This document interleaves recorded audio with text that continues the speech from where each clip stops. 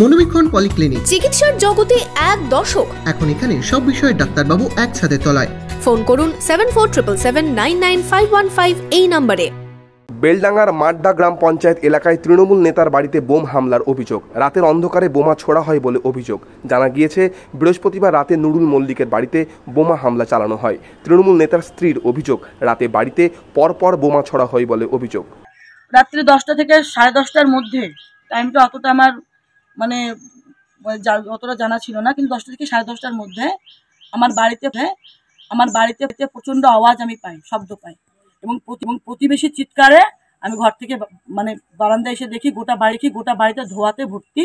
এবং আমার ঘরের মধ্যে যে প্রতিবেশী দুজন বসেছিল আমার সাথে গল্প করছিল। এই ঘটনায় তৃণমূল নেতা নুরুল মল্লিকের অভিযোগ, পুরনো শত্রুতার জেরে তার দাদা এই ঘটনা ঘটিয়ে থাকতে পারে। আজকে কালকে রাতে 10:30 নাগাদ এরকম আমার বাড়িতে 3 মেরেছে। একটা বাস্ট হয় না, 2টো বাস্ট।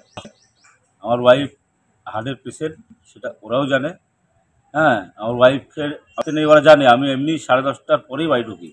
তো কালকে একটু ঠান্ডা রাত ছিল, রাস্তাঘাটে লোক কম ছিল। ওরা আমার ওয়াইফকে টার্গেট করে, আমাকে টার্গেট করে বাড়িতে বোমা মারে। যদিও অভিযোগ অস্বীকার করেছেন নুরুল মল্লিকের দাদা, অর্থাৎ বেলডাঙ্গা 1 নম্বর পঞ্চায়েত সমিতির খাদ্য কর্মাধ্যক্ষ মাসুদ মল্লিক। আইসা নামাজ যে পড়ে আমাদের 8টার সময়, 8টা থেকে 9টা অবধি আমার মসজিদে নামাজ আমরা নিয়ে ব্যস্ত ছিলাম। ওর বাড়িতে কি দুর্ঘটনা ঘটেছে না ঘটেছে ও নিয়ে জানে। আমরা ও সম্বন্ধে কোনো যোগাযোগ রাখিনি, আর আমরা জানিও নি ও সম্বন্ধে। আমি কোনো কিছু জানি না, ওর ঝামেলায় আমরা যাইনি।